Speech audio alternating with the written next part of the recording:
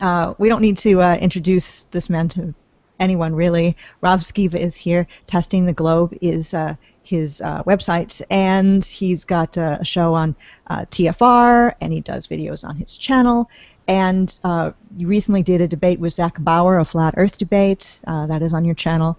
But one of your most recent videos is about the Southern Flights. And Rob Skiba, thank you for popping in on the show today. Hey, Patricia. Hey, Mark. How you guys doing? Hey. Thanks for having me. You know what's weird? In the video that we're discussing called Southern Flight's No Longer a Problem, which you put out on March 23rd, it looks like, your microphone wasn't plugged in, which happens to me a lot too, and it doesn't sound like it is now either. You know what? It may not be. Just want to let you know. Hang on just a second. It happens to me all the time. Or not all the time, but pretty frequently. It just unplugs itself. Because it sounds fine, we can hear you, but it sounds hollow. It's not that important, but that's not the case. How's that? Is that any better? That's it. Ooh, perfect. That is the one. I am knowing how to do it now. What kind of accent is that? That's Indian. I don't know. It did sound a little Indian, May the actually. fleas of 1,000 camels infest your armpits. I'm standing here behind myself. Okay. On that note, let's talk about world travel. Not specifically India, but you in this video were reinvestigating the Gleason's map, and everyone's saying, not everyone, many people are saying the Gleason's map, throw it in the garbage. The AE map, azimuthal equidistant map, a mouthful, isn't it? But you were talking about plane routes, and I just wanted to bring you on to briefly discuss that. And if after you put this video out, you've had other thoughts, where are you on this, Rob? Okay. The map. The map. Yeah. Well, first thing I did was I went out and printed it. Made a nice poster out of it. Because I've seen this image all over the internet, and I've actually referenced it a number of times, even in my blogs and stuff like that. And I've seen that they had a high-resolution file available online that you could download. And so, and I've had it. I played around with it in the computer, but you know, it's kind of hard when you're messing around with it on the computer. I just need to have it like in my hands so I can just stare at it and look at it. And so that's what I did. I went to Office Max. Cost me about $18 to get it printed up on some cheap paper and have it laminated. And I wanted to have it laminated so I could draw on it, you know, with markers if I needed to and erase it. And then as I was just staring at this thing, first thing that caught my eye was this little measuring, like, ruler kind of thing right here. Mm. And it's, you know, if you can see it, it's cut off right there, you know. So it's not, it doesn't, at one time it went all the way across, and there was actually two of them. So you could use it for measuring. And the other thing that caught my attention was the numbers in the red circle all the way around. This is a time-keeping map. It's two things. I think the purpose of this map is to show time and to show azimuth. Of course, that's what it's called, the azimuthal equidistant map. And so as I'm looking at that, I'm going, well, the azimuth is pretty obvious. It's a projection off the North Pole. So you got the north right here, and all the lines coming off it are the azimuth directions to the various continents. So, you know, that was pretty easy. But then all of a sudden, it wasn't until I looked at the ruler here. I don't know if you could see it in the camera there, but it's got like black and white markers. So those are some sort of distant markers. And all I did in the computer, and I'm actually going to bring it up on the computer file here. I'll do a screen share, make it a little easier to talk about it here. Screen 2, bing, and can you see that? Can you see the Earth? Yes. Do you see this? You can? Yes. Okay, cool. Let me see if I can zoom in a little bit here. What I did was I put in a red circle and orange. See this red circle going on right here? That's the equator. It's black. All the lines on the map are black, and so I wanted to differentiate the latitude and longitudinal lines from the lines of the sun. The orange line you can kind of see going around right here, which is pretty close to where this ruler gets torn off right here, is right at the Tropic of Cancer. So I put an orange line on there to show the Tropic of Cancer, a red line for the equator, and another orange line for the Tropic of Capricorn. So that way I could differentiate, you know, what lines represented what. And when I went ahead and I just sampled in the computer, I copied this ruler right here, this black, white, black, right, and so that I made my first line right here to go all the way down to the end, you know, so it's consistent. And that's when I realized, whoa, that's what the equidistant means. It means on the outer circle here, you can see the same black-white. You got white bar right here, a black bar, and a white bar. So on the outer rim, you got the same measuring tool. So if you extend this line right here from the black bar, where the white goes to the black, all the way to the center, and it's the same with this line right here, all the way to the center, then all of those lines are going to be equidistant with this. It's a scaling issue. And then I did the same thing with this. So this is going all the way down to here. And to make it easier on the eyes to explain it, I went ahead and color-coded the grids so you can kind of see each grid. Every square, if I can use that term, it's not really a square, but you get the picture. Every square grid from the smallest one to the biggest one are equidistant, meaning each one represents the same amount of distance. And that's when it all clicked to me. I'm like, oh, okay, well then that makes a lot of sense, because let me do a free transform tool here. Well, the Gleason's map itself says on it that it is scientifically and practically accurate as is. Right, that's right at the top. That's there we go. Scientifically and practically correct as it is. And not that anything we read is correct. That's how we got in the trouble we are in now. But interesting, nonetheless. I still think this is a projection off of a globe. It's still a squashed globe, as a number of people have, of course, pointed out in the comments on if you go to that YouTube video and just read through the comments, people are like, yeah, you're an idiot. All you did is just prove this represents the globe. Well, yeah, okay, I get that. Because, for this wide distance way down here on the outer rim to be equal to this distance up here, the only way that's going to work is if it's a ball. Unless you got some kind of strange, time warp, thing going on out here that you don't have going on in here. But here's the point. Here's the big issue. I think a lot of us, I know I certainly was, and I believe Tiger Dan was, and I've seen a number of other flat Earth researchers out there, have been thinking, okay, when it says as it is, this is what the circle of the Earth actually looks like. This is a true representation of the circle of the Earth. And so when they proceeded with that assumption, they would look at the flight paths, like, let's say, from Florida to the UK, and they would draw a line through here saying, okay, so that's the distance. We know it takes X amount of hours, and it's X distance across. And so they were saying, if that's the scale of distance right there from Florida to the UK, then they were trying to apply that same logic to this long haul distance right here. And when we did that, I know this is what I did when I looked at that and go, well, shoot, I mean, some of the flights that we see that we know the distances, we know the times, let's say they're 14 or 15 hours. If we applied the same logic to that flight path that's like 14 hours in the inner circle here to the outer circle, it'd be almost 3 times that. 2 or 3 times. I mean, you'd be thinking it's like 35 hours to go from Santiago to Sydney. But that's when I realized, oh, no, that's not, we're thinking about it wrong. If it's an equidistant map, and then when I plotted out the squares right here, and then I did this route that you see that's pretty close, this purple arrow right here is pretty close to the route that allegedly goes under the ball that I've seen people send me. Well, the calculation as far as the time is almost identical, the time and distance. It's like 14 hours and 15 minutes, give or take. So I didn't have a lot of time, and I was just I'm like, oh, I had this thought, I got to get the video out. That's why I didn't pay attention to the settings of my microphone or anything. Just, whipped it out real quick.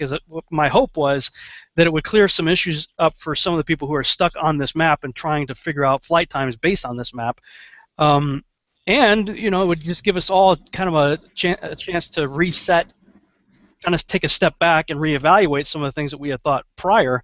And here's what I'm thinking now. It's like, okay, if the azimuthal part of this map is correct, then we know the direction each of the continents are from the North Pole, which means this layout, it has to be generally correct, assuming we are on the circle of the Earth as the Bible says. If it is a circle, then the azimuthal lines have to be correct. The problem is the distortion of the size of the continents on this projection, which is based on a ball. So you'd basically have to unproject them from the ball to be more accurate for the circle of the Earth, but still keep the same azimuths. And I don't know if that's possible. I haven't had the time to try it out myself, but I think the main issue with this was correcting wrong preconceived notions, if that makes sense. And the preconceived notions were that this is a real map, and what you're saying is that it's a kind of a clue in a way. It's a timekeeping device, and a squished down globe. And that the distortion that we initially thought was out there on the outer edges is not really, it's not there from a distance standpoint because it's all equal. It all equals itself out. So the super long distances that we initially thought aren't there. Right? Correct. Yes, Yeah. correct. Yeah. All right. Interesting.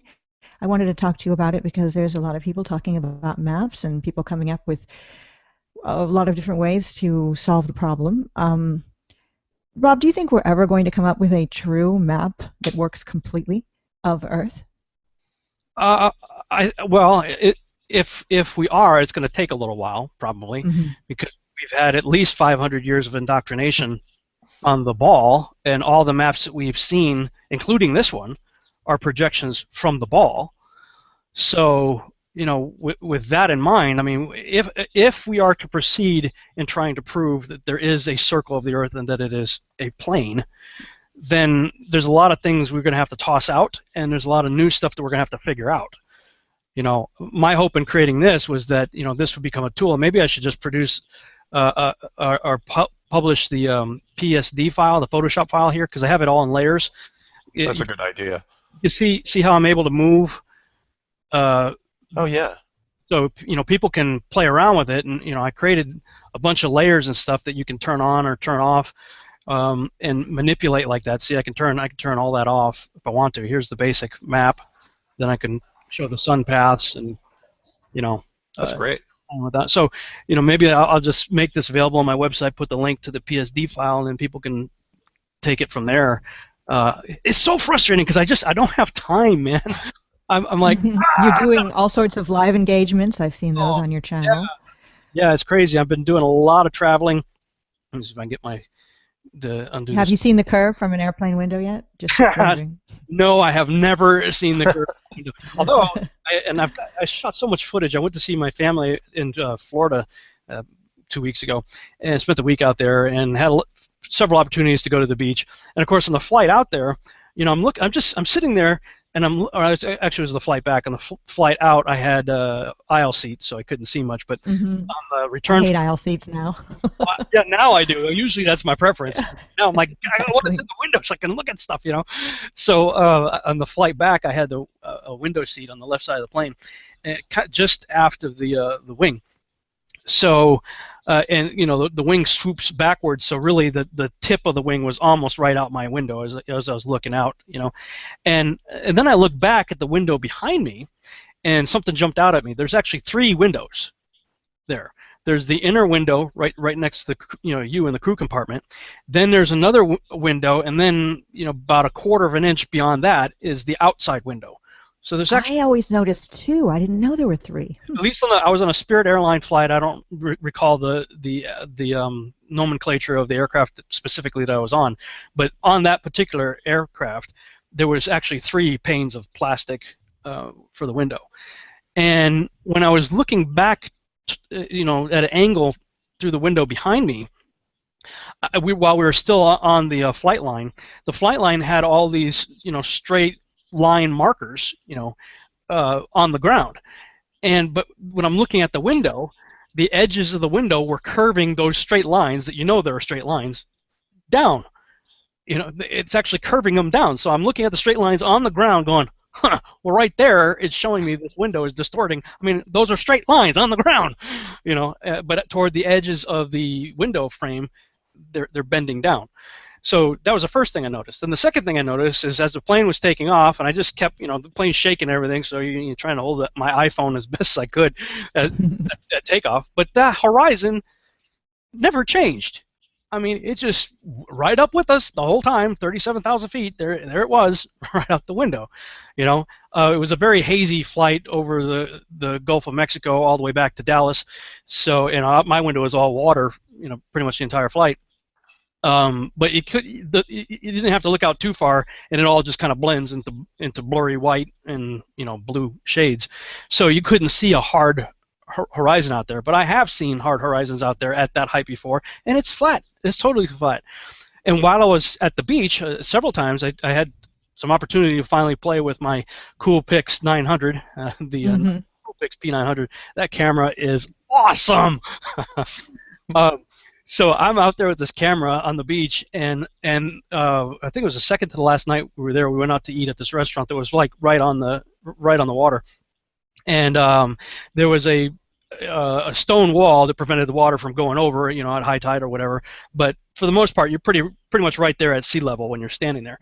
And there were ships that, as the sun's going down, everybody goes there to watch the sunset. As the sun's going down, all these fishing boats start heading out to go fishing. I guess that's a good time to go fishing or whatever. And if you look on Google Earth, you can actually see the channels that they're following. They had these posts, these marker posts that they're going literally like right down this alley of posts. All the ships were going out between this alley of posts. And if you look on Google Earth, you can see like a channel that has been apparently carved into the ground underwater there that they're following out to about 4 miles. If you take the Google Earth measuring ruler, they go out to the channel ends at about 3 miles and change, and you see that there's a drop off where the shallow water drops off and it gets deeper at right about the 4 mile mark. So I know my distance now, and I know I can watch the ships, and I'm watching them all go out. So the whole time, and I had what I thought was the perfect straight shot of them literally starting right next to me and heading out into the sunset. And then all these families started like walking in front of me and wanting to get pictures in front of the sunset. I'm like, ah! You know, it's just like my perfect shot, you know, of steady going all the way up. So, you know, I was a little bit frustrated by that, but I finally managed to relocate and get a spot where I could.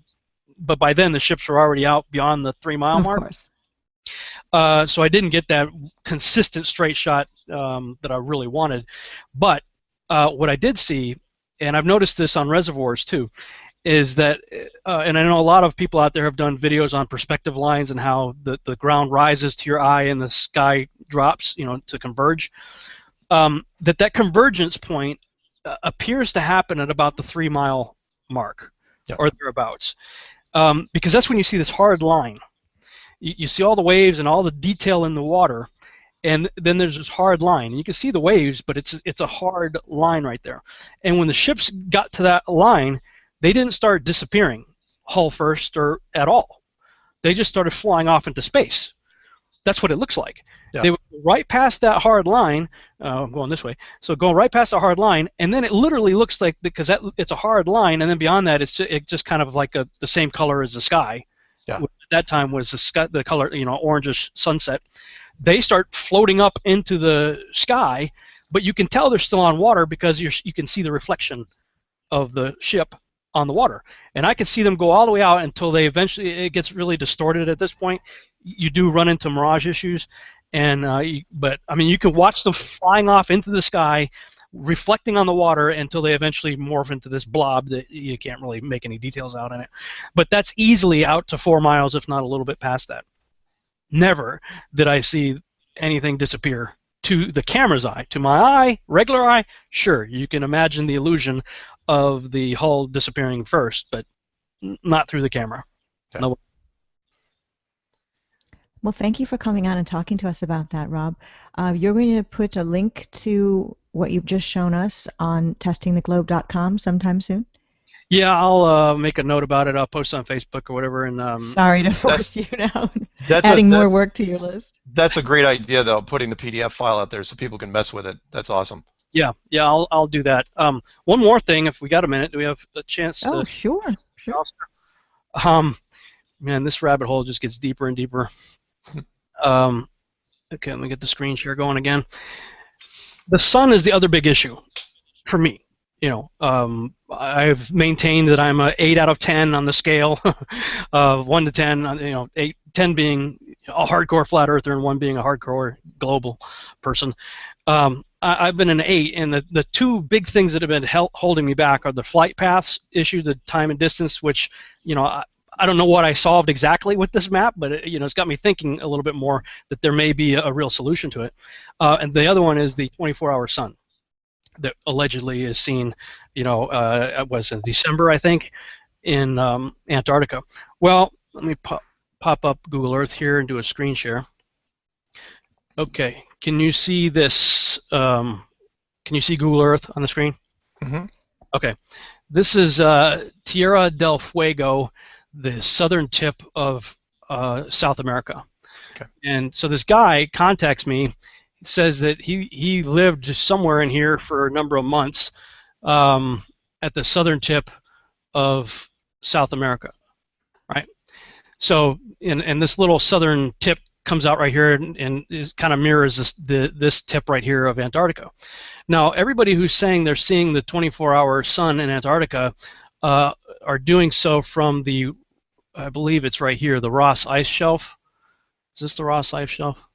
I think it's somewhere in here that that they claim to be seeing that 24-hour sun deal. If it's not here, it's here, but I want to say it's here. In either case, it's on the inner part. You know how we have all these large portions of Antarctica, but we have a couple of dip-ins right here and right here. I'm pretty sure it's this one. If not, it's this one, but it's on the dip part that the video was allegedly shot showing the sun going around for 24 hours. And yet a guy tells me he lived down here, and he said, we've never seen the 24-hour sun. Never. So at this point, we've got two conflicting testimonies, neither of which I can confirm because I don't know either of these people. But I've got one guy saying he lived there, and he's saying, nope, never seen it before. And then we've got the video floating around from the guys supposedly down here shooting the sun going all the way around us. Okay, well, I mean, until I actually go down there for myself or personally know somebody and they go down there and somebody that I know, love, and trust tells me either way, it's a 50-50.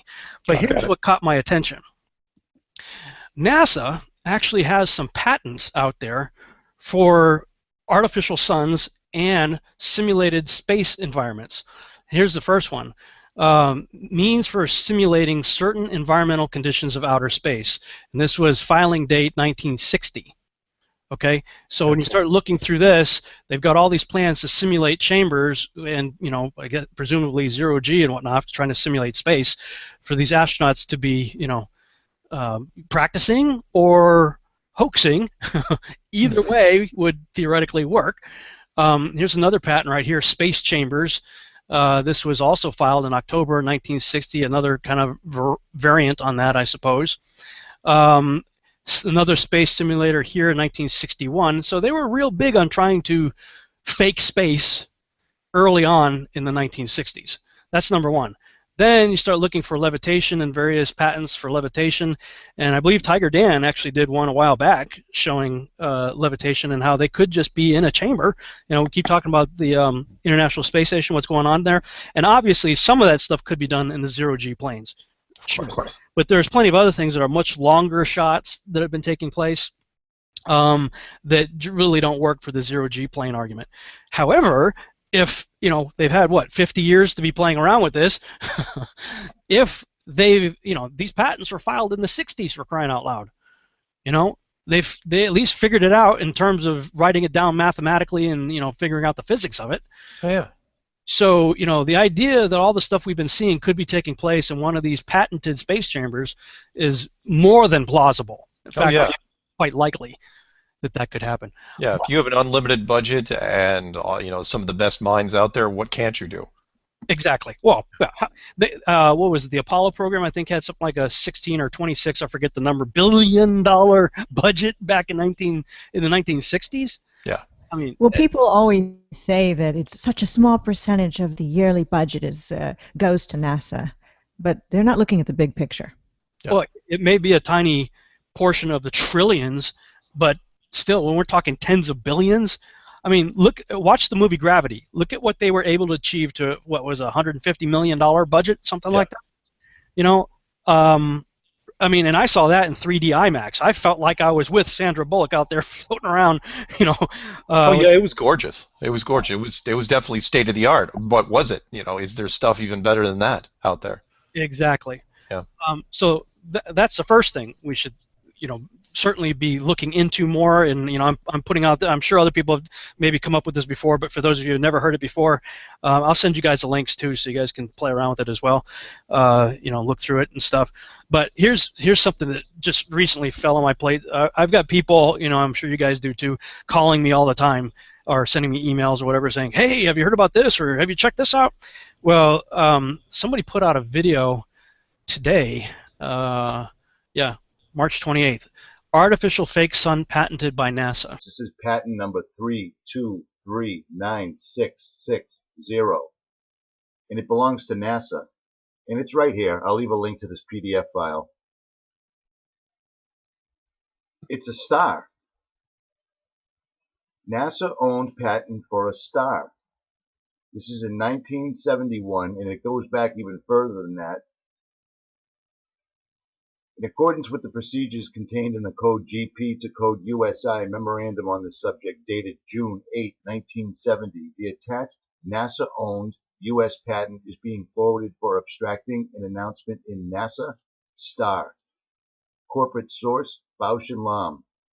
NASA patent case number HQN-10781. Gail Parker. And this is the numbering right here. This is crazy. It's got What? 618 views. So this was just put out. I have seriously heard it all now. Yeah. Okay, this is a guy named Dill Martin, D-I-L-L Martin, published today.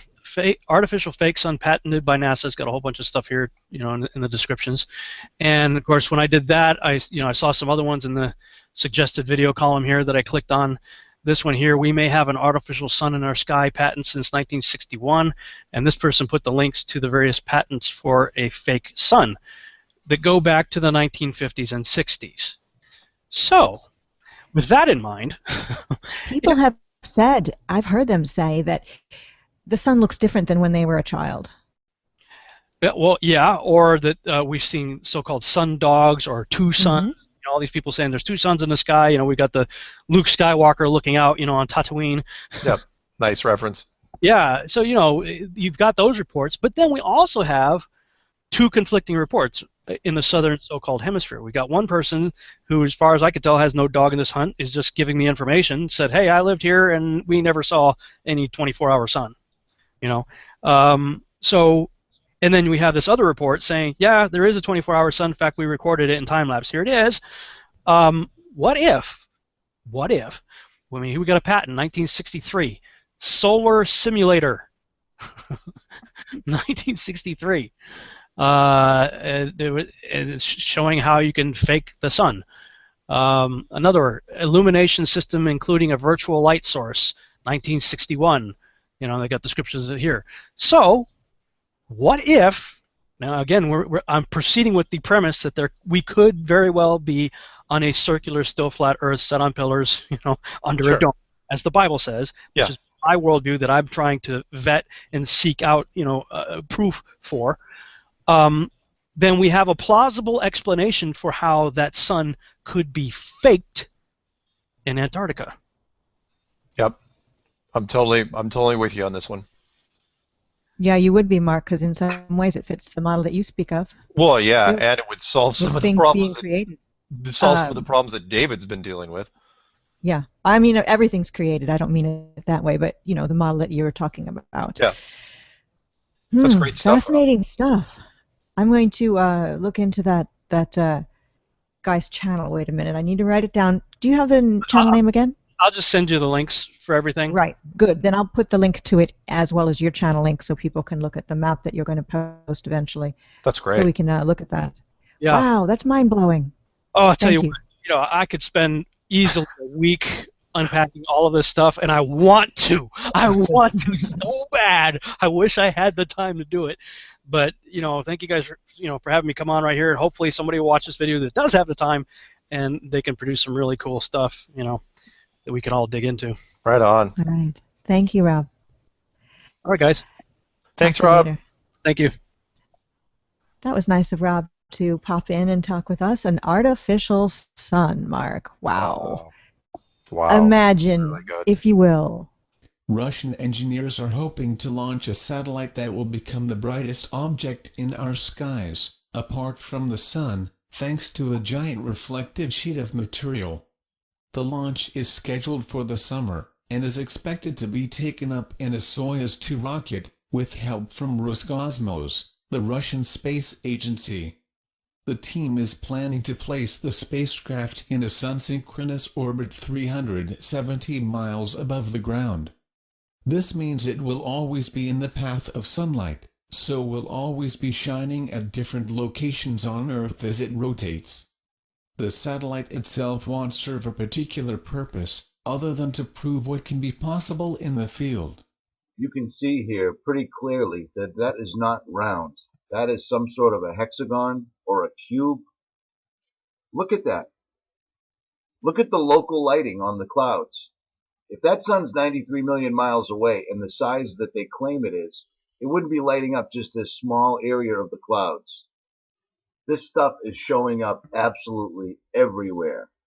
Everywhere. And I understand that there's plenty of hoaxes out there, but there's plenty that aren't. I am almost positive I have seen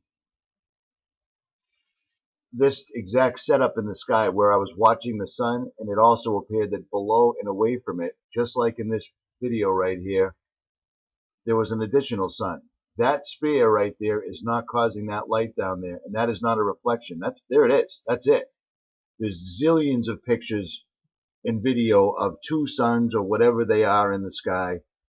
And for time immemorial, everyone has been worshiping the sun. And now we find out there's patents that have been around for 50 years to build an artificial sun.